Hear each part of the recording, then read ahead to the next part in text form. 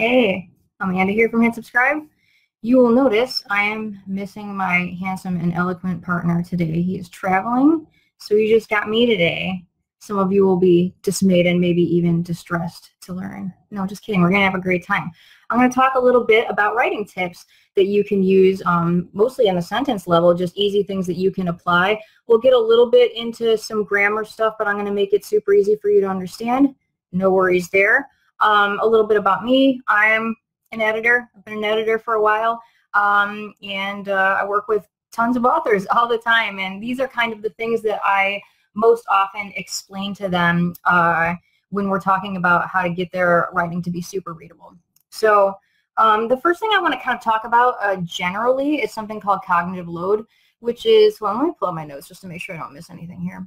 The way I describe cognitive load is the weight that you're putting on the reader to mentally carry in order to follow you through what you're trying to explain. So the stuff I'm going to talk about here is how to reduce the cognitive load on your reader so that they can follow you really easily and they don't have to kind of work really hard, read sentences 2 or 3 times to really get at what you're saying. This is going to make your prose flow like butter. So just start off with like maybe the most easy thing to understand, which is complicated sentences versus conversational language. Just because a lot of us come from academia or we're in the business world, we're kind of taught to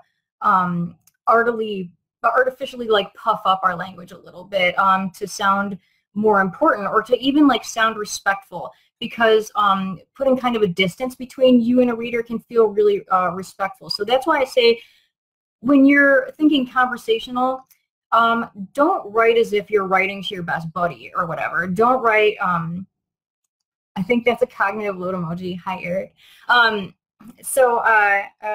Don't distract me. When we're talking about conversational versus like this kind of stiff puff up language that could be more difficult to understand, I usually try to tell folks to imagine talking to a colleague and not a friend.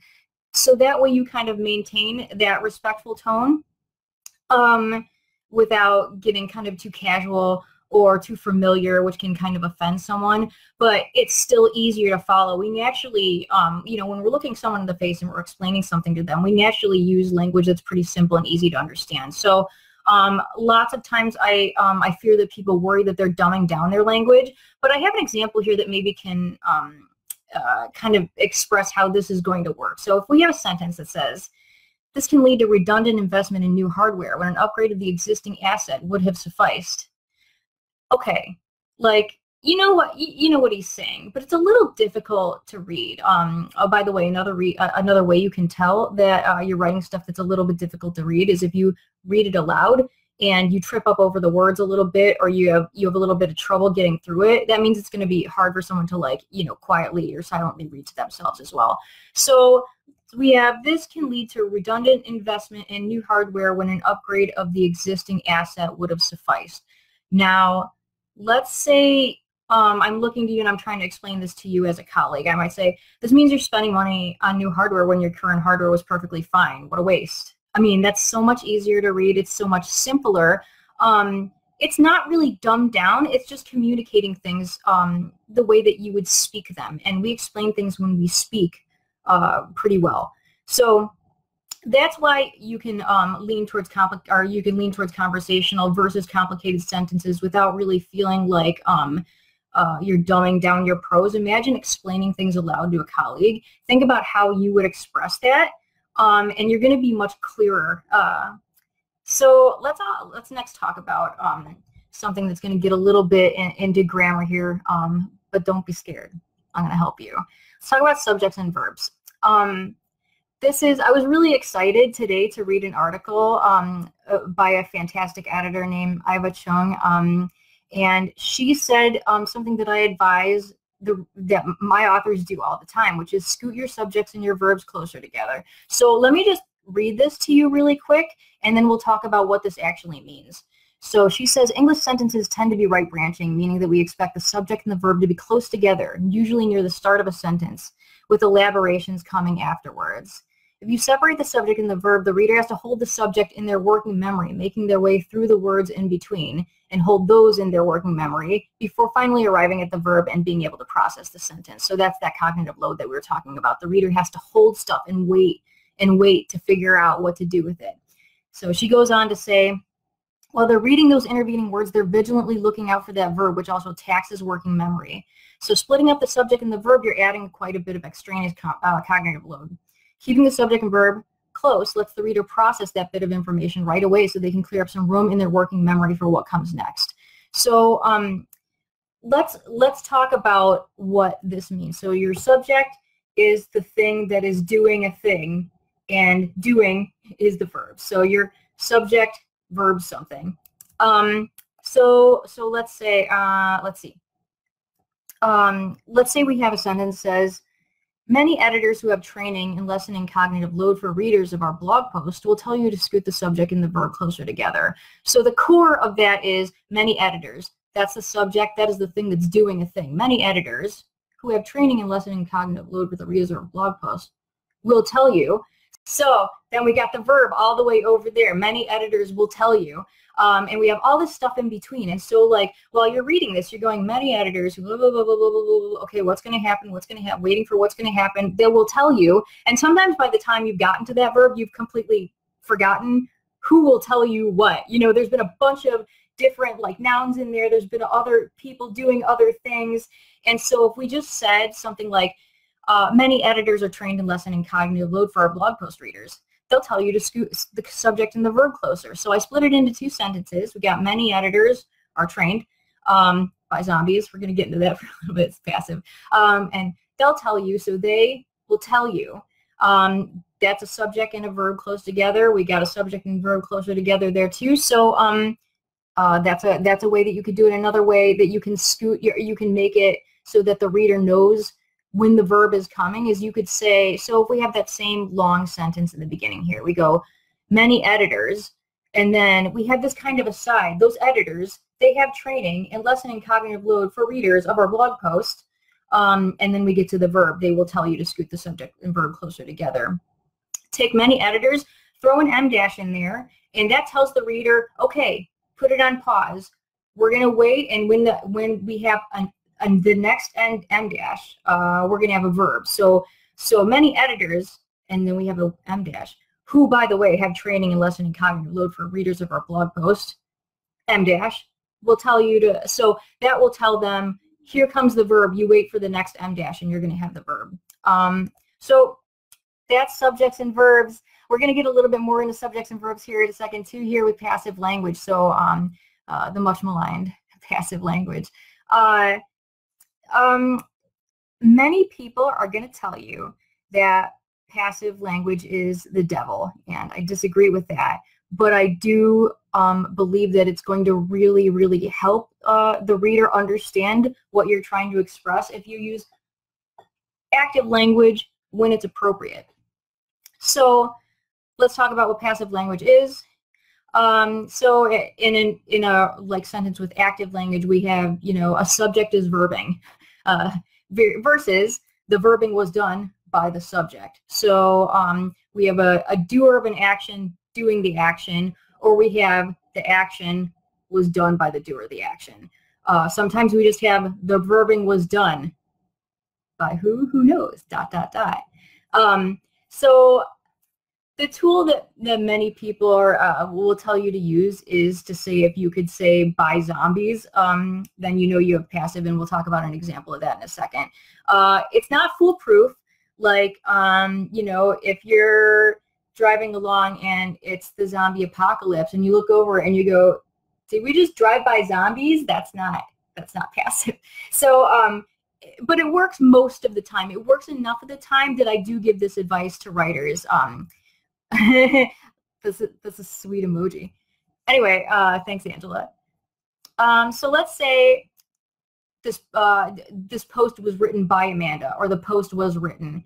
There we have, we could say the post was written by zombies, if the sentence was just the post was written. That's passive voice versus Amanda wrote the post. So let's see. we don't say, oh, and I wanted to add too, some people say like passive sentences or passive voice, which I don't really think is an appropriate way of saying it, because you might have a sentence like, hit subscribe, publish a blog post written by Amanda. So we have the subject and the verb, hit subscribe, publish, that's active, a blog post written by Amanda. So I think that this can be appropriate in some cases. So let's say that we wanted to celebrate that like a whole bunch of clients published some blog posts, and let's say our fabulous Erin on staff here comes into our Slack channel and says 12 blog posts were published today. Wow, it's a lot of blog posts. So those posts would be published by 12 different clients. So in order to make that active, you have to be like client X, client Y, client Z, client A, client B, list, publish some blog posts. It's not really appropriate to use active language in that case. But where you're going to get into trouble is when things with things like tutorials, where it needs to be super clear what's doing what, because you have a newbie or somebody who doesn't really understand coming to this and needing to know, do you need me to do that? Is that gonna, so let's say the script is then run and the blah executes. So I'm reading this and I'm like, the script is then run by zombies. The script is then run by me. Do I have to run the script? Does the script run by this program that we're talking about? Does it just happen automatically? So you have that kind of stuff in your prose, and your reader's not going to be able to figure out what you mean. And if you're being edited, your editor can't help you either, because your editor's not technical usually. And so they're not even going to be able to suggest anything to you because they don't know either. So that's going to be, it has to be something that you address. So all of this stuff, super active language, your subject and verbs close together, using conversational language, all of this is going to reduce the cognitive load for your reader. All right, the last thing I want to talk about with the last couple of minutes is another pretty simple one, and it's going to be transitions. So transitions, they're almost like lifesavers for your reader, where like, you know, they're kind of floating around and they can kind of like grab onto something and relax and be like, okay, I know where you're at now. So they work as signposts too, like a kind of like, you are here. So transitions can be at the word level, just a simple transition like but or so, or next or first or then, and then like phrases like on the other hand, or after that you'll, you know, things like this that indicate an order in which things are supposed to be performed, things that indicate contrast, comparison, just things that kind of like tell the reader, you read this sentence, here's how you should relate this sentence that comes after it as far as it relates to the sentence before this. There are also kind of like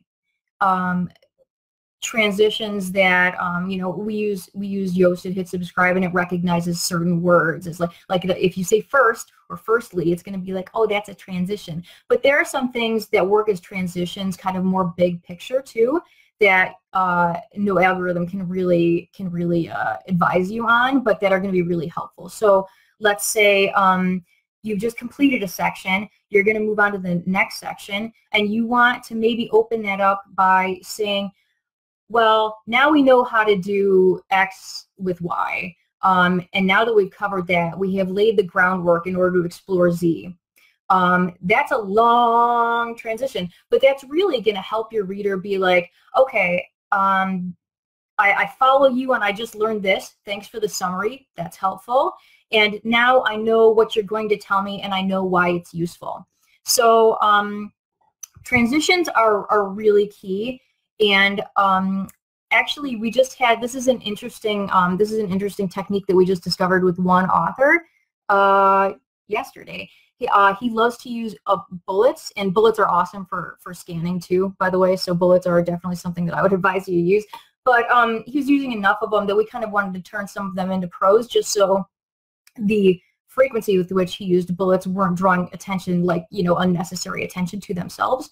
So like, he would have a story, and the story would kind of be outlined in bullet points. And so what we did was we turned that into prose by deleting all the bullets, and every time a new bullet would have started, we put in a transition. So we'd say, you know, first this happened, then this happened. And so, you know, if you're doing an outline and you like to be really bullet heavy, try doing that. Try taking all your bullets away and adding a transition, you know, every bullet or like every other bullet in order to indicate the flow of things. Okay, well, those are my writing tips for you. Hope you enjoyed. Next week, we're going to be back here with Eric, I imagine. So go ahead and tune in then. Same bat time, same bat station, same bat Facebook, you know. All right, bye.